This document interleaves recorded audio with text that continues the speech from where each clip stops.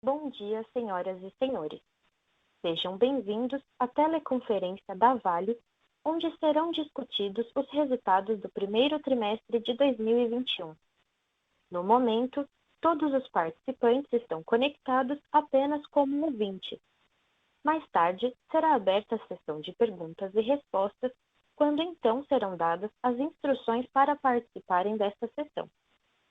Caso seja necessária a ajuda de um operador durante a teleconferência, basta teclar *0.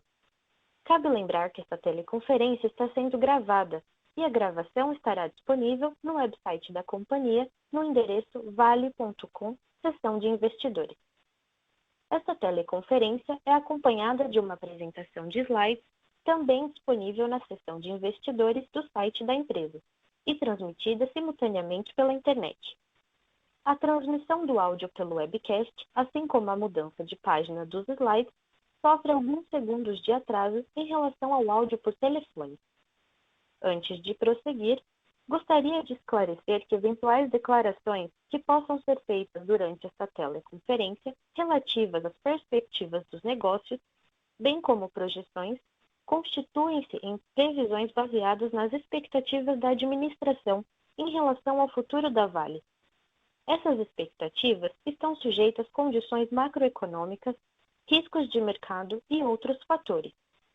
Conosco hoje estão Sr. Eduardo de Sales Bartolomeu, presidente, Sr. Luciano Ciani Pires, vice-presidente executivo de Finanças e Relações com Investidores, Sr. Marcelo Spinelli, vice-presidente executivo de Ferrosas, Sr. Mark Travers, vice-presidente executivo de Metais Básicos, Sr. Carlos Medeiros, vice-presidente executivo de Segurança e Excelência Operacional, e Sr. Alexandre D'Ambrosio, vice-presidente executivo de Jurídico e Tributário. Inicialmente, ao longo da apresentação, o Sr. Eduardo Bartolomeu fará os comentários sobre o desempenho da Vale no primeiro trimestre de 2021 e, ao final, estará disponível para responder as questões que eventualmente sejam formuladas. Agora, eu gostaria de passar a palavra ao Sr. Eduardo Bartolomeu. Por favor, pode prosseguir, Sr. Eduardo. Muito obrigado. Bom dia a todos. Em primeiro lugar, espero que vocês todos estejam bem. O primeiro trimestre de 2021 foi um período de guarda alta em nossas operações. A pandemia do Covid tem avançado no Brasil de forma indesejada. Mantivemos todos os procedimentos de segurança e prevenção adotados em nossas operações. E queria reforçar, apenas profissionais essenciais são mantidos em nossos sites. Completamos, em abril, 13 meses desde o início de medidas restritivas contra a pandemia. E mais de 25% de nosso efetivo segue em trabalho remoto. Segurança, pessoas e reparação. Essas três palavras são nossas prioridades desde 2019 e continuam fazendo ainda mais sentido agora, nesse momento tão crítico para todos nós. Bom, uma crise dessa dimensão requer a urgência para fazer o que está ao nosso alcance da melhor forma e com a maior efetividade possível.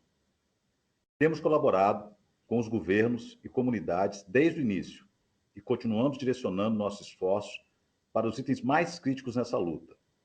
Por isso, a Vale e outras empresas uniram forças para comprar e doar 3,4 milhões de medicamentos para intubação.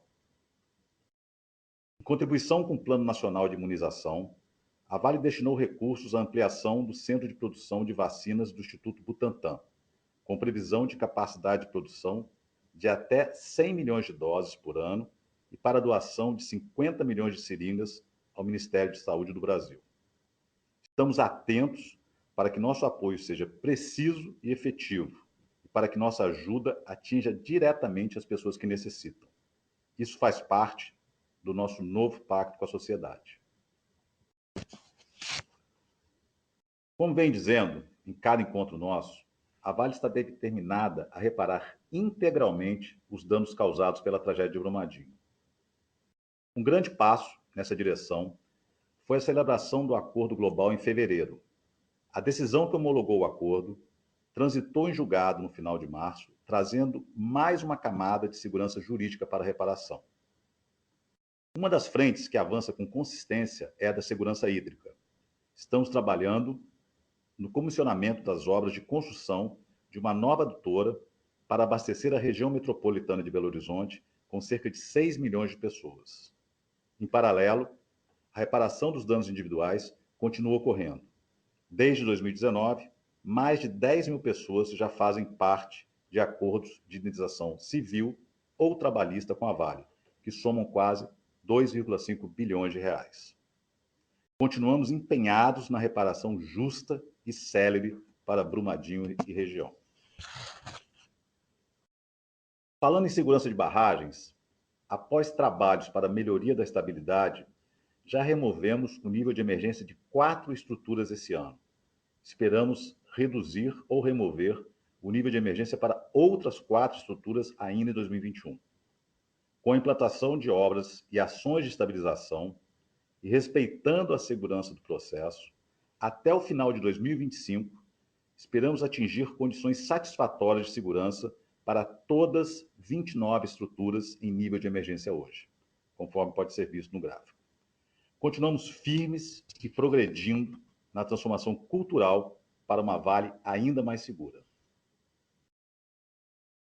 No último dia 15 de abril, lançamos nosso relato integrado, com as principais informações sobre os impactos econômicos, ambientais e sociais da Vale. Essa é mais uma entrega da Vale, fruto da escuta com os nossos stakeholders.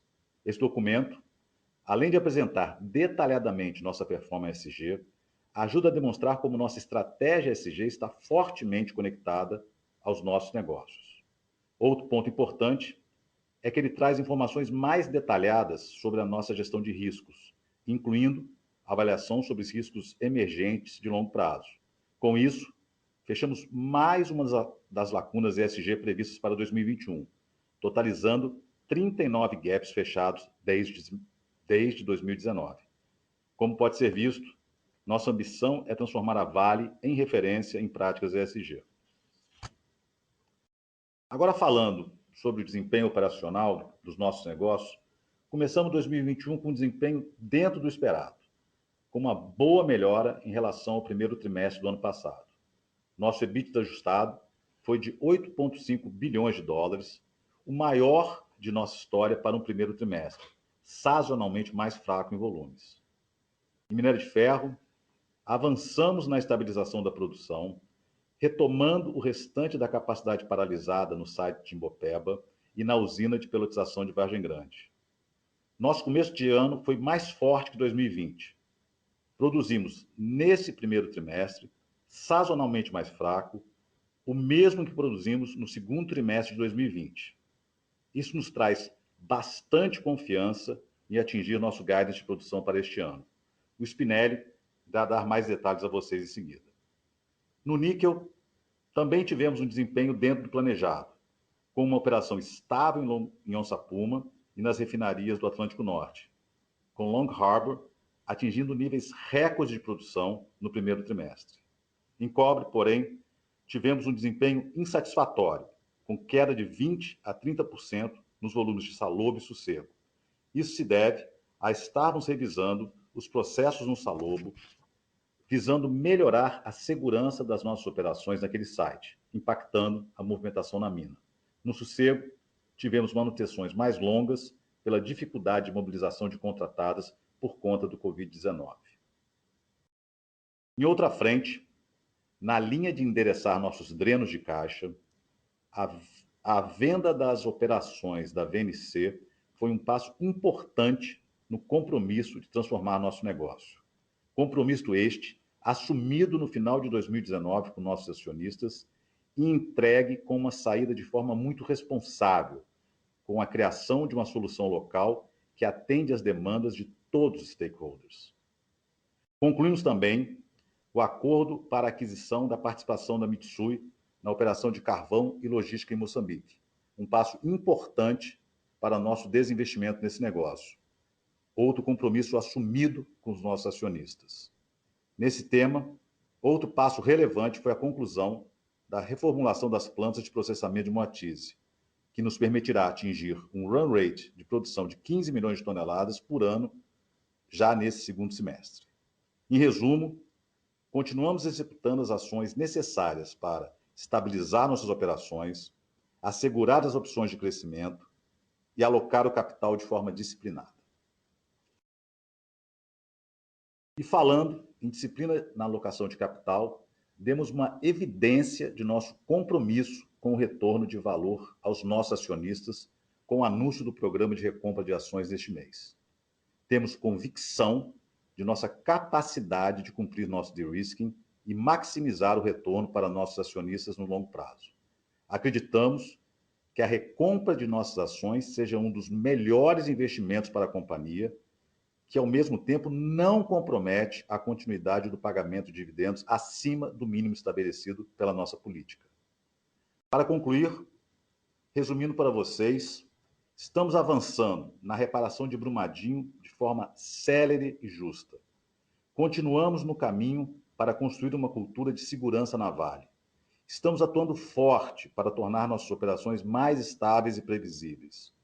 Nossos compromissos e nossa estratégia ESG estão cada vez mais interligados com nossos negócios. E, por último, nossa disciplina de capital segue inalterada.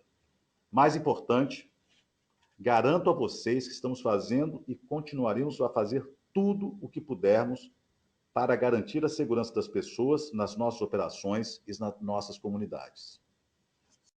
Quero aproveitar e agradecer aos nossos 70 mil empregados, nossos colaboradores, fornecedores e clientes pela resiliência e guarda alta durante esse momento crítico pelo qual estamos passando devido ao Covid-19. Agora passo a palavra para o Spinelli, que dará mais detalhes sobre o desempenho no minério de ferro. Muito obrigado. Obrigado, Eduardo. Bom, nós vemos aí atualizando sobre nosso plano de recuperação dos 400 milhões. Eu vou usar os mesmos slides aí da reunião passada para facilitar a nossa explicação aqui. Primeiro, do lado esquerdo, no gráfico, né, a gente tem esse conceito do hoje. A gente já falou disso uma vez aqui, que o hoje é se nós não tivermos nenhuma evolução em nova capacidade ou recuperação de capacidade, essa aqui é a produção que nós temos para entregar em um ano. Então, hoje o número 327, ele saiu do gráfico passado de 322. Que é essa alteração? Timbopeba, que entrou em operação full, né, com as 3 linhas adicionais, são 6 linhas operando já, ela adicionou 7 milhões, esse número deveria ir para 329, e daqui a gente reduz menos 2 milhões de Itabira. Mais à frente a gente vai ver, Itabira a gente já tinha previsto uma redução de 9 milhões no ano, a gente já está considerando menos 2, 7 milhões continuam com risco, e isso é dado a capacidade temporária, né, que a gente tem limitada em Itabira para dispor o rejeito, mas isso vai ser resolvido com a filtragem mais à frente no primeiro trimestre do ano que vem. Segunda informação, também é Vargem Grande, ali à direita embaixo, lembrando que Vargem Grande também vai passar por um processo, né, de filtrar rejeito. A gente tem esse marco, é o marco que vai permitir a capacidade no segundo semestre da retomada a um volume bem maior em Vargem Grande. Ela não está adicionando ainda volume aqui, mas é um marco sem dúvida importante. É a primeira da série de todos os outros sites que a gente está entregando. Bom, reiterar aqui o nosso compromisso e a confiança de entregar o guidance de produção desse ano, o range entre 315 milhões e 335 milhões. O que suporta essa nossa afirmação? O Eduardo comentou agora nas primeiras palavras dele, né? Nosso primeiro trimestre, sem dúvida, comparando com o ano passado, foi muito mais forte, a gente adicionou 8 milhões na produção do ano passado. O segundo trimestre, também o Eduardo comentou, ele é sazonalmente melhor, né? Isso pela redução de chuvas no sul e sudeste.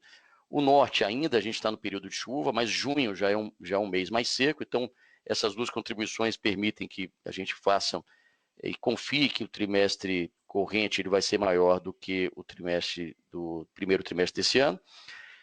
O ano passado, curiosamente, o que nós fizemos no Q2 foi exatamente o que nós fizemos nesse primeiro trimestre, que também contribui para essa perspectiva de cumprir o guidance. E, além disso, todas as ações ainda remanescentes do nosso plano deste ano para a retomada de produção, que eu vou detalhar no próximo slide.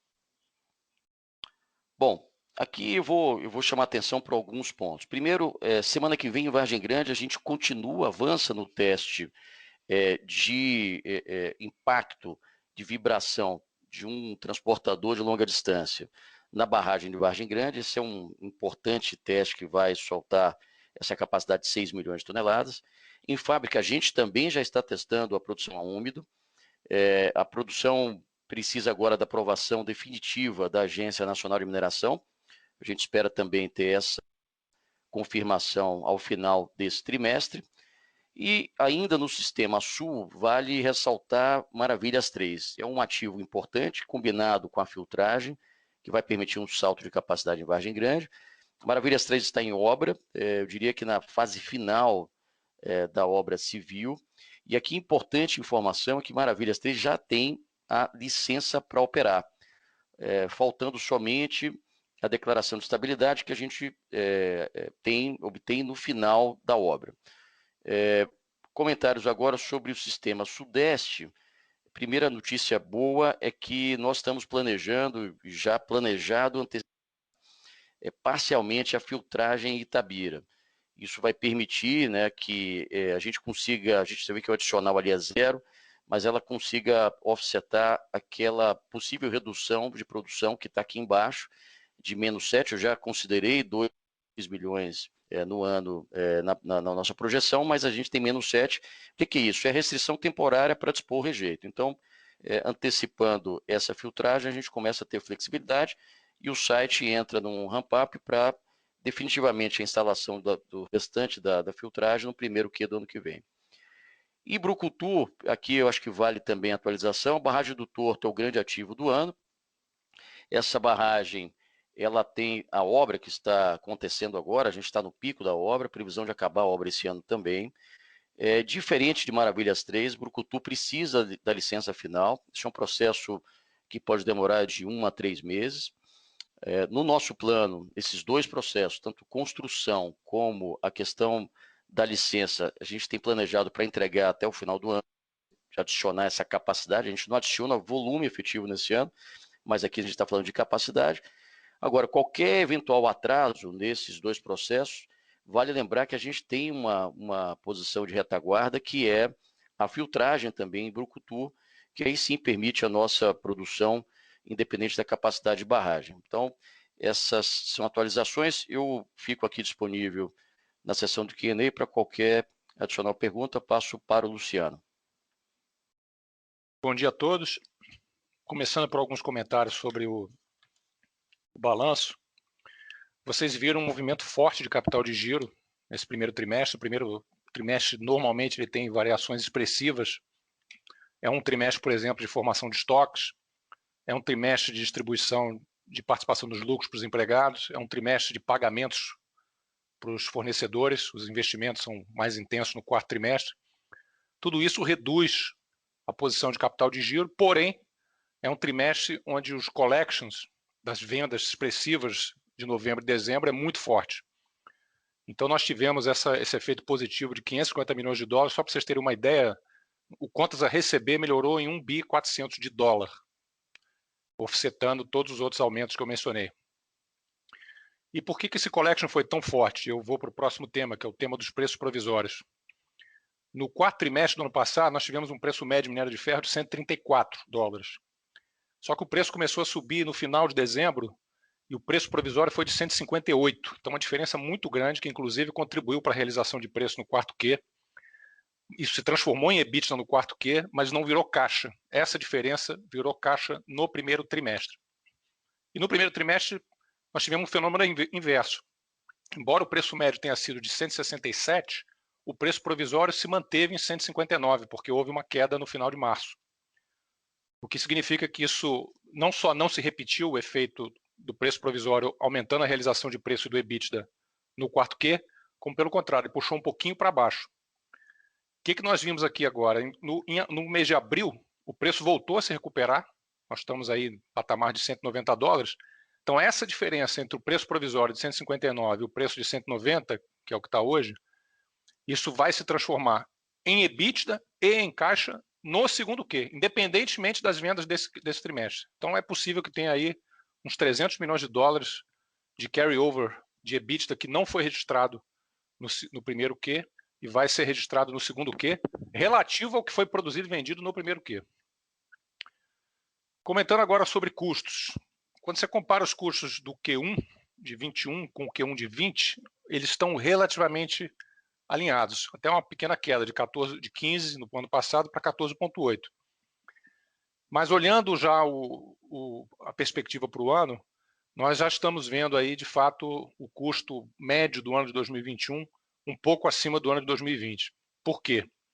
Nós vamos ter um impacto de aproximadamente 70 centavos na média do C1 do ano do diesel. O preço realmente subiu muito, tanto em dólar quanto na tradução para reais. E nós vamos ter cerca de 30 centavos de mudanças oportunísticas no mix que nós estamos fazendo em função dos preços mais altos. O que eu me refiro ao mix? Ano passado, proporcionalmente, você teve mais produção do Sistema Norte, que tem custos mais baixos. Esse ano, por exemplo, nós vamos produzir um pouco mais no Sistema Centro-Oeste, que é um sistema que tradicionalmente tem dificuldade para fazer margem. Nós vamos aproveitar os preços e produzir um pouco mais lá. E como os custos lá são na faixa de 40, 50 dólares, qualquer aumento de produção lá impacta o mix de custo. Então, nós esperamos aí aproximadamente cerca de $1 a mais na média do ano de C1 em comparado a 2020. E quando a gente olha para o frete, que é outro componente importante, vocês estão vendo aí o frete spot se aproximando de 28 dólares. Nosso frete veio bem, 15,7, com um aumento pequeno, graças à nossa estratégia de contratação de navios e ao fato de que, como estamos operando num ritmo de produção menor, praticamente não usamos frete spot no primeiro semestre e não usaremos no segundo Q. Mas no segundo semestre a situação muda um pouco, porque é um semestre de produção mais forte e, portanto, a gente precisa contratar algum frete spot. Então, nesse patamar de frete spot de 28 dólares, a gente pode ter aí um acréscimo de cerca de $1,50 no frete médio da Vale para o segundo semestre. E dependendo das condições de mercado, você pode ter alguma coisa entre $1 a $2, dependendo de para onde o frete for. Finalmente, para fechar aqui o resultado, no caso da Nova Caledônia, só chamar a atenção para vocês viram, saiu a Nova Caledônia, gastamos 550 milhões de dólares no pacote de financiamento, e a Nova Caledônia costumava perder cerca de 50 a 60 milhões de dólares em EBITDA e um pouco mais até em caixa a cada trimestre. Esse efeito desaparece daqui para frente. Então vocês lembram também que como Onça Puma voltou a produzir forte no final do ano passado, também trazendo 50 milhões de dólares todo mês para o EBITDA de Base Metals, nós temos aí, se comparados a um ano para trás, para qualquer nível de preço, nós temos aproximadamente 100 milhões de dólares a mais de geração de caixa de EBITDA no negócio de metais básicos, simplesmente porque nós temos agora a Onça Puma operando bem, estava parado antes, e não temos mais a Nova Caledônia. Finalmente, eu queria falar um pouquinho de alocação de capital, né, que é a grande dúvida, né, à medida que os preços continuam sustentados num patamar alto. Queria dizer para vocês, a forma como a gente pensa sobre isso é assegurar consistência na nossa gestão de capital. Vou contar uma história para vocês. Vocês lembram que exatamente um ano atrás, nossa política de dividendos estava suspensa. Nós estávamos no meio da primeira onda da Covid-19 e a reparação de Brumadinho não estava consolidada. E a pergunta era, poxa, quando é que vocês vão voltar a retomar o pagamento de dividendos e por aí vai? No segundo semestre, nós tivemos o final da primeira onda da Covid, tivemos o avanço da reparação e daí então restabelecemos a política de dividendos e pagamos mais de 3 bilhões de dólares em agosto e em setembro. Até novembro, os preços estavam na faixa de 120 dólares e muitos de vocês estavam projetando preços decrescentes para o ano de 2021 e nós mesmos aprovamos o nosso orçamento com um preço de cerca de 90 dólares. E, além disso, você tinha as discussões do acordo de Brumadinho. Quando veio o mês de fevereiro, nós fechamos o acordo de Brumadinho e os preços aceleraram a partir de dezembro, nós já pudemos dar um passo a mais. E anunciamos, apesar do acordo de Brumadinho, que é um ônus muito grande para a companhia, nós pagamos outros 4 bilhões de dólares de dividendos. E lembra que naquela ocasião os preços chegaram a bater em 170, mas recuaram para 140 e pouco. Existia uma incerteza sobre qual seria a trajetória subsequente dos preços. Em abril, os preços firmaram a $160. A perspectiva de geração de caixa aumentou. O que a companhia fez? Anunciou o buyback. E hoje, os preços estão a 190. Naturalmente, isso cria ainda mais opções. Então, a história recente tem sido de progresso dentro da Vale e surpresas positivas no mercado. Então, não tem nada novo aqui na forma como nós vamos proceder. Da forma como viemos fazendo, nós vamos tomar decisões e vamos anunciar decisões que vão priorizar o retorno aos acionistas. Pode ser uma aceleração do buyback, pode ser dividendos adicionais acima do mínimo, ou ambos. Então, os anúncios serão feitos na medida do tempo. E a pergunta seguinte é sobre o balanço. Está ineficiente o balanço ou não está ineficiente o balanço nesse contexto? A primeira coisa que eu queria chamar a atenção é que, com as taxas de juros baixas, o valor do tax shield de uma alavancagem maior, hoje em dia, é relativamente baixo. Só para dar um exemplo para vocês, se você adicionar 10 bilhões de dólares em dívida no balanço da companhia, com uma taxa de aproximadamente 3,5% ao ano, você vai economizar 90 milhões de dólares aproximadamente em pagamento de impostos. Então, se a companhia quisesse fazer uma realavancagem expressiva para, de fato, tirar vantagem do tax shield, você teria que adicionar 30, 40 bilhões de dólares de dívida, o que, obviamente, você não vai fazer numa indústria cíclica. Então, essa economia de você ter um pouco mais de alavancagem no balanço, ela tem que ser pesada em relação às oportunidades que a flexibilidade financeira pode nos trazer. Por um lado, isso. Por outro lado, a gente precisa admitir que esse objetivo de 10 bilhões de dólares, ele foi estabelecido quando os preços estavam ali por volta de 80, 90 dólares, há quase 3 anos atrás. Se a expectativa é de preços que vocês chamam aí de stronger for longer, a companhia poderia sim aumentar a sua alavancagem. Nós vamos avaliar isso. Se nós tivermos a oportunidade de aplicar essa alavancagem adicional de uma forma inteligente. E é isso que nós vamos monitorar daqui para frente. Dito isso, podemos prosseguir aí para o Q&A. Senhoras e senhores, iniciaremos agora a sessão de perguntas e respostas. Para fazer uma pergunta, por favor, digite *1. Para retirar a sua pergunta da lista, digite *2. As perguntas serão limitadas em 2 por vez. A nossa primeira pergunta vem do Sr. Leonardo Correia, do BTG Pactual. Olá, bom dia a todos. Vocês me ouvem bem?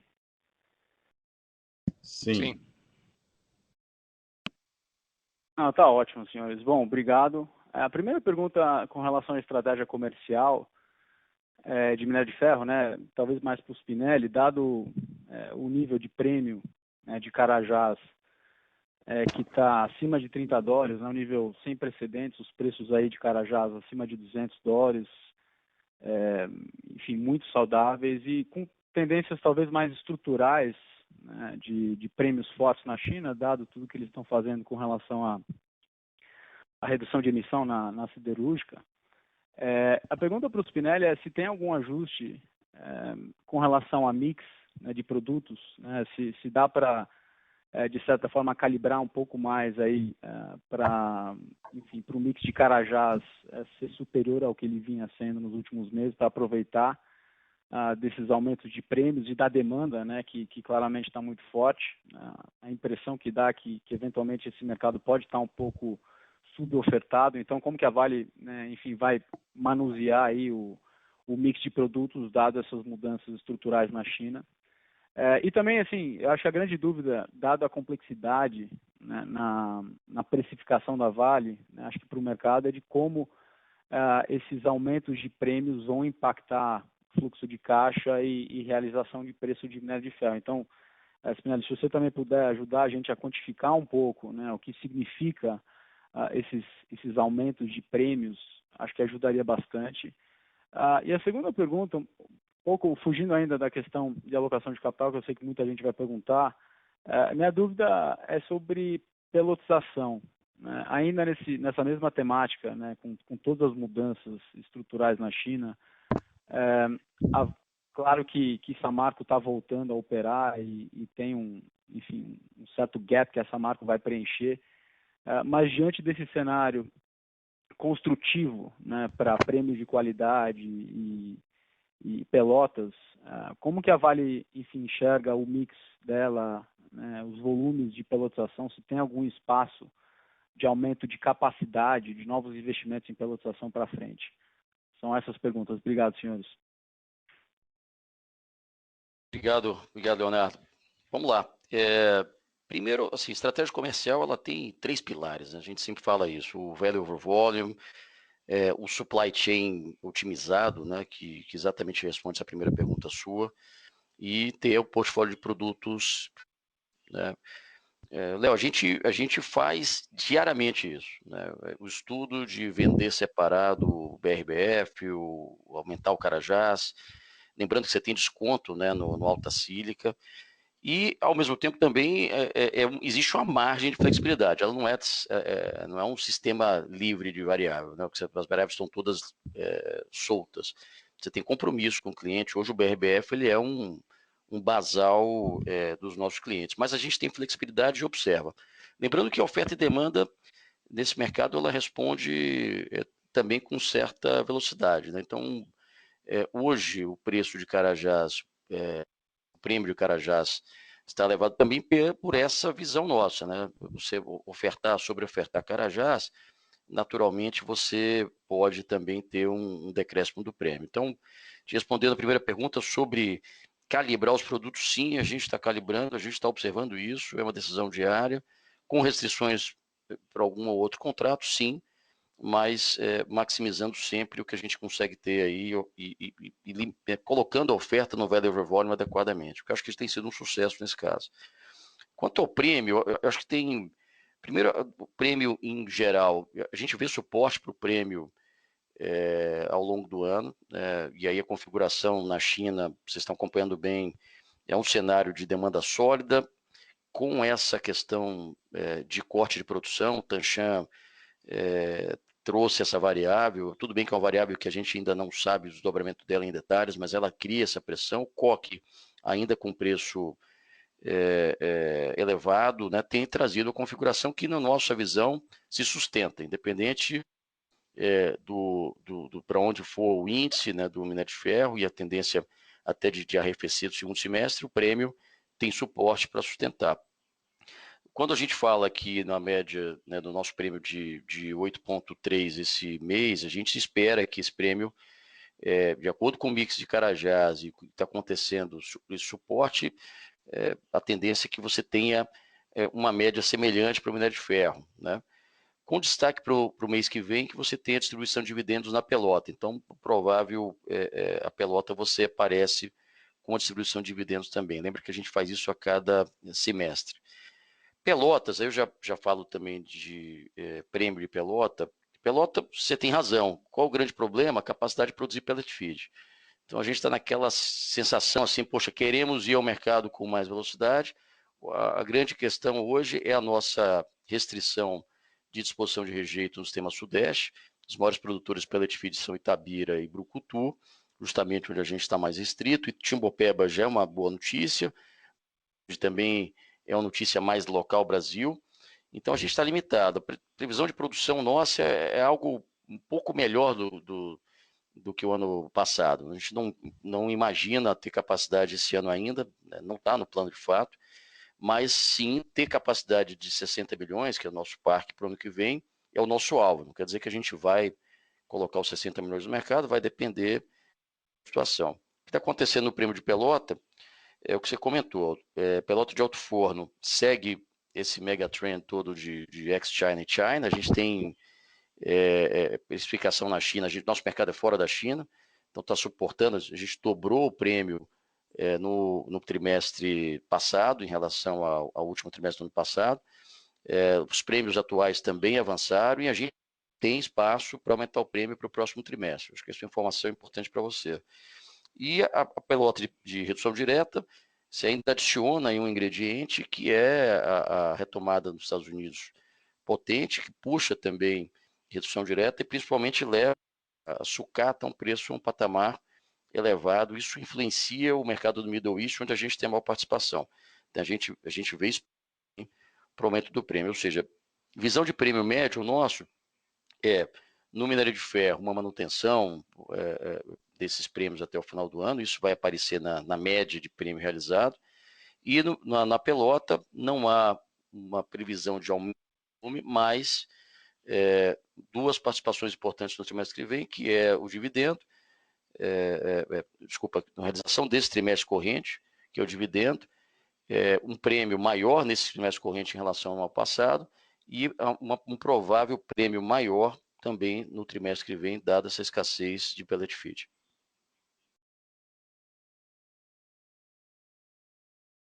Tá ótimo.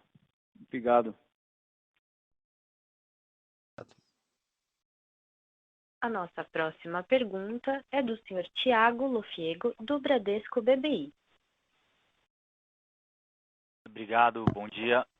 Duas perguntas aqui. Do lado de alocação de capital, Luciano, se você ficou claro aí que dividendos e buybacks vão predominar, né? Mas o que a gente poderia ver como outras oportunidades? Alguma frente aí de liability management, eventualmente as debêntures participativas, não sei se elas continuam fora do radar ou não, se você puder comentar. A segunda pergunta, pensando aqui nos riscos, Spinelli, se você puder comentar um pouco sobre os riscos que vocês estão vendo para a evolução da produção, Covid, licenças, e essa questão da produção de Itabira, não ficou muito claro aqui para mim. Pode ser que esses 7 milhões de toneladas estimados aí de queda, pode ser que isso não ocorra at all, né? Só para entender aqui a cabeça de vocês. Obrigado. Tiago, sobre outros usos de capital, nós temos aí o Project Finance, né, que com a conclusão da transação com a Mitsui, ele pode ser refinanciado, então eventualmente pode ser objeto aí de um liability management em condições mais favoráveis. Lembrando aí que nós vamos gastar mais de $1 bilhão com pagamentos do Acordo Global de Brumadinho. O acordo passou em transitado e julgado em abril, então agora começa a contar o relógio para uma série de compromissos de pagamentos. E no que diz respeito às debêntures participativas, nós agora temos essa flexibilidade, né, porque aprovamos em Assembleia a possibilidade de recompra pelo emissor. Então nós vamos ficar continuamente monitorando e comparando sempre aí com a outra opção importante, que é a recompra das próprias ações, né? Marcelo. Vamos lá. Thiago, vamos lá. Bom, falando sobre os riscos, você listou aqui 3, vou falar do Covid. Depois eu passo para o Marco também, ele pode complementar no Base Metals. O Covid nosso, em minério de ferro, o impacto em produção praticamente zero. Tivemos, eu diria que o pico das últimas semanas, do último mês, foi um problema no Brasil e nos colocou em alerta máximo, mas não tivemos problemas na produção em si. Sim, tivemos problemas em manutenção, né? A gente teve que postergar paradas maiores que precisariam trazer muitas, pessoas para o site. A gente tomou decisões de postergar essas manutenções. Isso não coloca em risco o nosso guidance, é uma questão só de replanejamento interno, mas tem um impacto. E a outra decisão importante foram nos projetos, né? Principalmente projetos que também tinham muitas pessoas envolvidas. A gente tomou a decisão de parar e afastar essas pessoas e já estamos retomando gradualmente. Como o caminho crítico dessas obras eles foram preservados, né, a gente também está considerando expressivos atrasos que venham a gente ainda fazer algum ajuste no nosso planejamento. Licença sempre, óbvio, é uma questão de atenção, porque você depende de autorizações, mais do que só licença, autorizações que envolvam retomada de produção. Separar aqui em 2 blocos, o norte a gente segue com o processo continuado.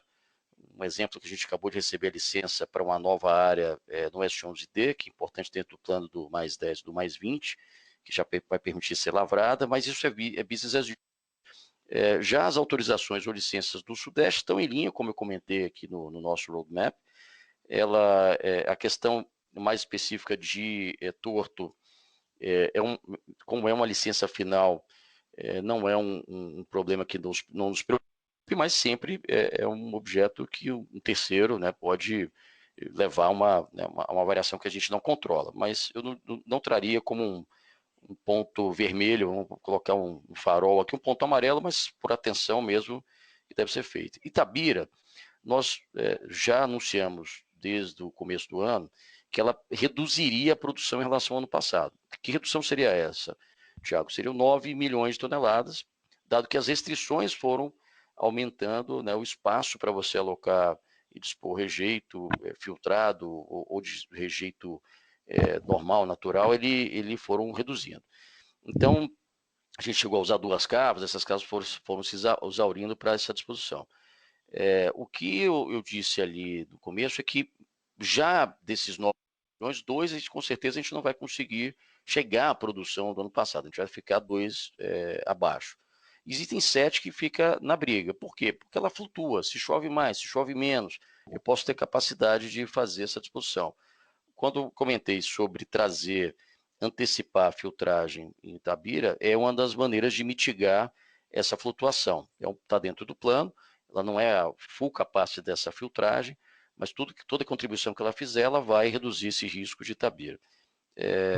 Mark, I passed you to talk about the risks that you're facing in the COVID. Okay, thank you, Marcelo. In terms of production impact, we're not showing any specific production impact to date.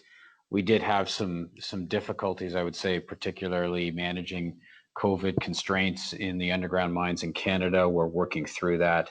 I think the big note on COVID is to watch our big planned maintenance programs. We've already flagged the planned maintenance for the SAG mill, which was a 45-day program for Sossego. And the ability to do that planned maintenance is really unclear at this point in time. It requires over 1,000 contractors to come into a very, a region hit significantly by COVID. So we really need to watch that planned maintenance. Tentatively, we're scheduling it. We've deferred it out to about August. That's probably the most significant flag, I would say, around COVID.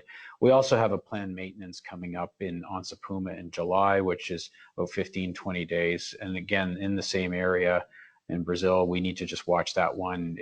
It could have some productivity impacts if it was delayed, but nothing dramatic. Thanks. Só traduzindo aqui, o Mark disse que não tem impactos na produção até o momento. Existe pouco impacto na produção das minas na parte underground lá no Canadá, mas o impacto maior tem a ver com as manutenções planejadas, principalmente a manutenção do sossego do SAG mill, do moinho, uma manutenção de 45 dias, mais de 1.000 trabalhadores, e Mark não falou, mas eu adiciono, quer dizer, cerca de 10.000 toneladas de cobre, nós já estamos aí, incluímos na nossa previsão de perda com relação à produção por ano, ainda dentro do guidance de 360, 380, mais 10.000 toneladas. E no caso de Onça Puma também vem uma manutenção aí no mês de julho, que vai durar de 15 a 20 dias. Nós temos que monitorar para ver se vai ter alguma perda associada.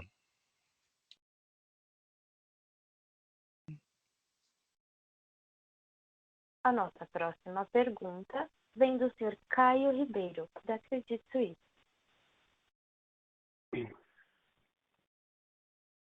Bom dia a todos, obrigado pela oportunidade. Minha primeira pergunta sobre os volumes de cobre, né, que vieram fracos nesse trimestre. Só queria ver se vocês podiam comentar um pouco como interpretar, né, esse run rate de produção, olhando para frente, dados os efeitos aí da manutenção, né, que vocês estão fazendo, né, qual que seria o efeito dessas medidas num run rate que vocês consideram sustentável, né, por trimestre. Em segundo lugar, né, ainda no segmento de base metals, dada essa alta de preços, né, de base metals, especialmente de cobre, eu queria ver se vocês avaliariam, né, de novo, né, um spin-off do business de base metals, né, como vocês tinham considerado antes no passado. Obrigado. Mark, the first question relates to the copper volumes that were very weak. So how can we interpret normalized volumes, where they should settle looking longer term after these disruptions over the short term? What's going to be sustainable? So as we've indicated in our production report, we're flagging that due to the constraints, particularly in Sossego, which I just described in terms of the planned maintenance program, as well as Salobo, where we have maintenance issues with delays and significant availability issues and impacting our mine movement. So if we started out the year with flagging our guidance of 390,000 tons, and we're flagging that we're probably towards the lower end of the guidance now, around 360. I think what we could look forward to, just in terms of this year, is we're going to start to see by August, September, that in Salobo we're going to start to hit our typical or projected mine movement rates, and starting to see improvement in Q4. And we have some action plans to try and do stronger in Q4 than budget, but again, we've flagged the impact of that. So we're really looking towards the fourth quarter in Salobo to really come back to what I would call the run rates that would have got us to that copper guidance of 390. Sossego is essentially the same. If we're putting out the planned maintenance into August, you're going to see an impact in Q3 with that significant planned maintenance program in Sossego, with hitting the budgeted rates around in Q4. So looking forward into next year, anticipating that we're hitting those run rates, and then obviously looking to add in Salobo 3 towards when that comes online in 2022. Ok, so Mark basicamente está dizendo que começamos o ano com 390 mil toneladas de guidance, reduzimos para 360, 380 em função das dificuldades que já comentamos, tanto no Sossego quanto no Salobo. No caso do Salobo, entre agosto e setembro, nós esperamos normalizar a movimentação na mina e provavelmente vamos voltar ao run rate normalizado no quarto trimestre, inclusive tentando fazer mais do que o nosso orçamento. E no Sossego também vai haver um grande impacto no terceiro trimestre em função da manutenção, mas a tentativa é de atingir o orçamento no quarto trimestre, portanto, o quarto trimestre nós devemos voltar ao passo normalizado aí de 390 mil toneladas por ano, e esse passo deverá ser sustentado em 2022, acrescido aí do Salobo 3, que vai entrar em produção em algum momento durante o ano. Ok, Luciano, deixa eu só responder essa questão do Caio, que eu acho que ela é muito importante, ela é muito contemporânea, né?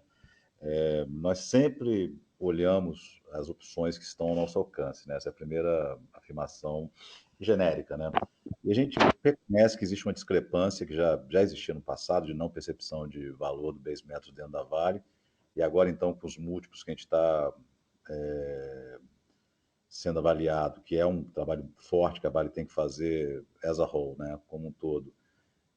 Claro que a gente olha essa opção. Então a gente começou a analisar, porque demanda separar em dois níveis. Uma é a reorganização de ativos, coisas desse tipo que tem que ser feita.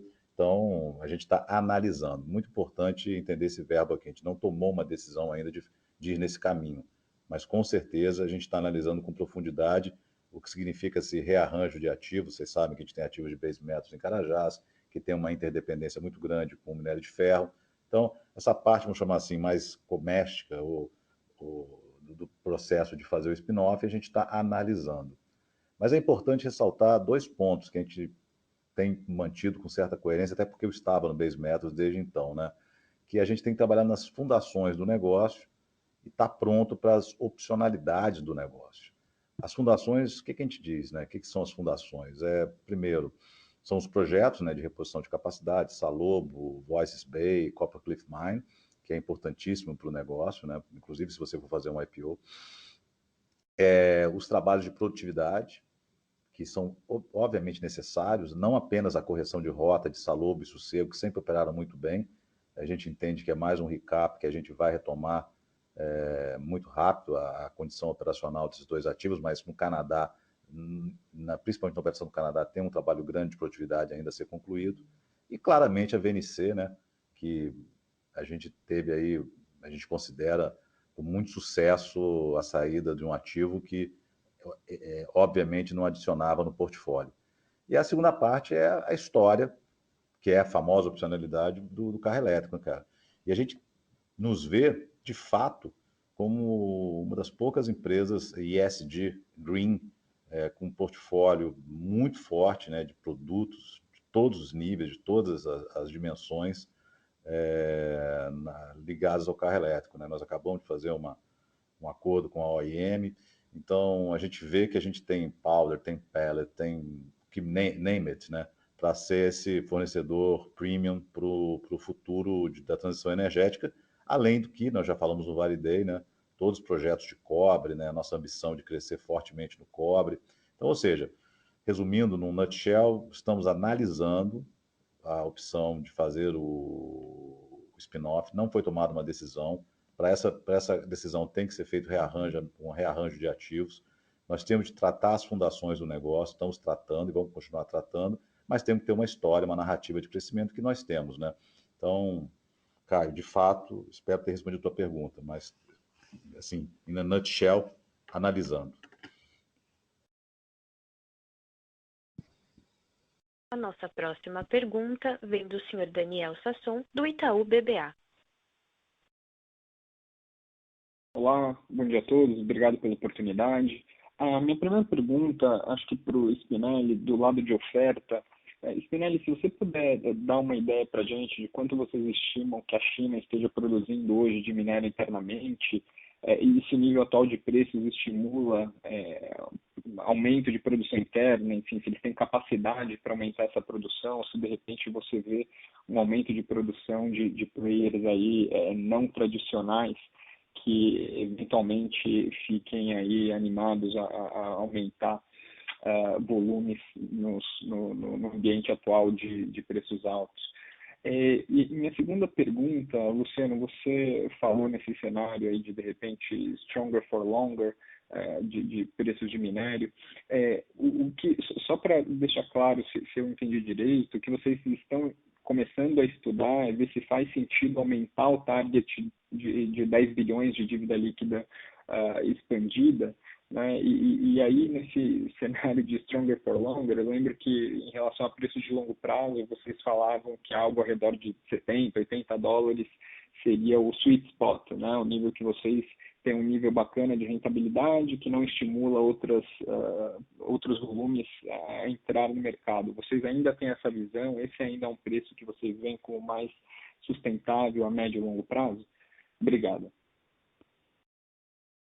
Oi, Daniel, obrigado aí pela pergunta. Bom, primeiro falar de oferta de seaborne em geral, né? A gente estima aí um aumento de 60 milhões na oferta para o seaborne, né? Quem está fazendo isso? Na realidade, o Brasil, com cerca de 40 milhões, e obviamente a Vale é quem está contribuindo mais. Tem ajustes de fornecedores que sofreram mais no ano passado, que foi o Irã. A Austrália marginalmente fazendo alguma coisa a mais, ou seja, a soma disso dando aí seus 60 milhões. O que a gente tinha, inclusive nós aqui no nosso marketing Intel, estimado é que Índia estaria saindo do mercado mais rapidamente, né, com a retomada da capacidade de doméstica, né, com Covid se arrefecendo. Índia teve aí um recap em relação ao Covid e ficou mais permanente no mercado. Mas, assim, eu diria para você que não existe hoje uma capacidade adicional que está sendo feita além do Brasil e Vale. Te respondendo sobre o mercado doméstico chinês, se você acompanhar o FAI, lá, o Fixed Asset Investment, dentro da indústria, ele é relativamente baixo, até está uma retomada nesse último trimestre, mas ele é um número relativamente baixo. Há uma pressão também de questões ligadas ao meio ambiente para o aumento da própria produção doméstica, e eles viveram também aí pontualmente questões ligadas enfim, que trouxeram restrições a mais aí para o processo produtivo deles. E diria que estão próximos à região, que estão sofrendo com maior escrutínio ambiental, que é o caso que bate no nosso lado. Então, te respondendo, oferta sim cresce, quem cresce é Brasil, quem cresce é Vale, e Vale, no final do dia, entre esse ano e ano que vem, é quem tem capacidade para trazer efetivamente volume para o mercado. Daniel, resposta à primeira pergunta sobre alavancagem é sim, nós estamos avaliando eventualmente elevar o target, mas não será nada transformacional. E sobre o sweet spot, nossa visão é que a segunda metade dessa década será diferente da primeira metade, né? Haverá aumento de consumo de sucata na China, possível transição mais forte para fornos elétricos e uma transição da siderurgia na direção do baixo carbono. E a intenção da Vale é ser líder nesse movimento, ou seja, é entregar uma empresa bastante lucrativa, com um portfólio de produtos de altíssima qualidade, que lidere até essa transição da siderurgia na direção do baixo carbono. Então, você com 70 ou 80 dólares de preço, mais os prêmios sobre esses produtos de alta qualidade, tem condições totais de ter um negócio minério de ferro extremamente rentável. Lembrando aí que em 2018, nós ainda não tínhamos as 400 milhões de toneladas, o preço médio naquele ano foi de 69 dólares, e a companhia entregou um EBITDA de quase 17 bilhões de dólares. Então é perfeitamente possível, nesse sweet spot que você mencionou, você ter uma companhia aí gerando mais de 20 bilhões de dólares de EBITDA, só no negócio minério de ferro, numa situação normalizada de longo prazo. É isso que nós vamos buscar.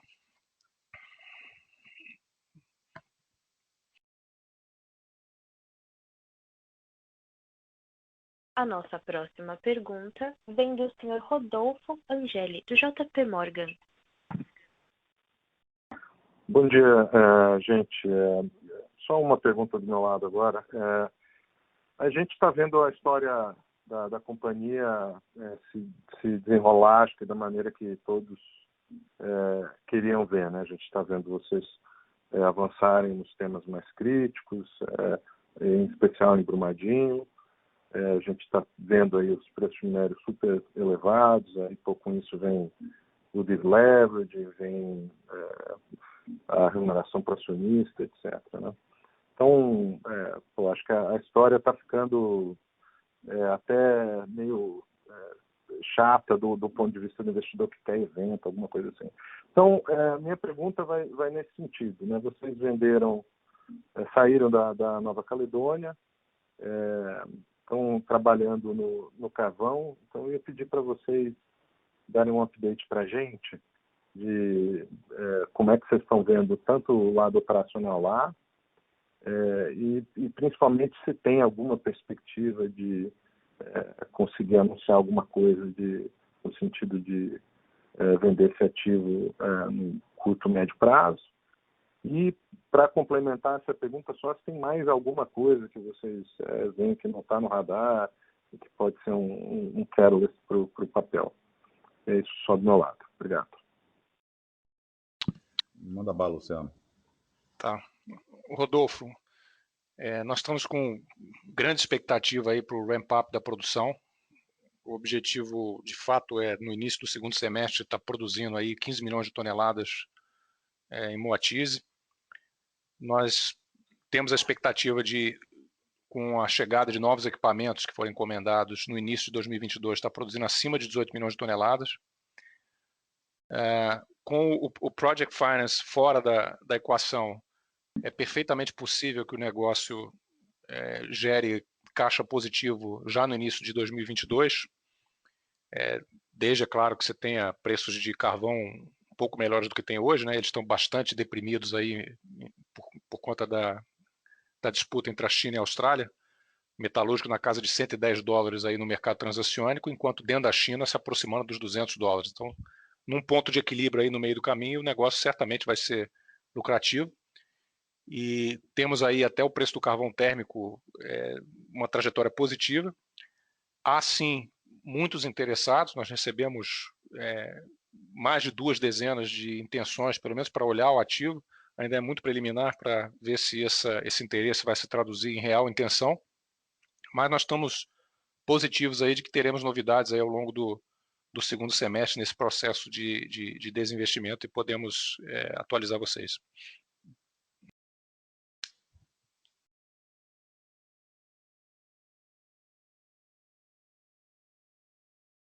Com licença. Eu gostaria de passar a palavra ao senhor Eduardo Bartolomeu para as considerações finais. Bom, muito obrigado. Acho que, mais uma vez, aí, pela atenção e pelas perguntas, né? Só reforçar alguns pontos que acho que são muito importantes para a companhia nesse momento, né? A gente falou desde o Validate que a gente está nessa jornada do de-risk, reshape e re-rate. Então, a gente tem avançado no de-risking de forma efetiva, né? A gente precisa avançar mais ainda na estabilização da produção, dar mais evidência de segurança. Brumadinho, a gente tem agido de forma célere, efetiva. A disciplina de capital é inquestionável, né? A Vale tem sido extremamente objetiva e consistente. O reshape, a gente deu um exemplo muito saudável com o VNC, esperamos dá-lo em breve com Moçambique.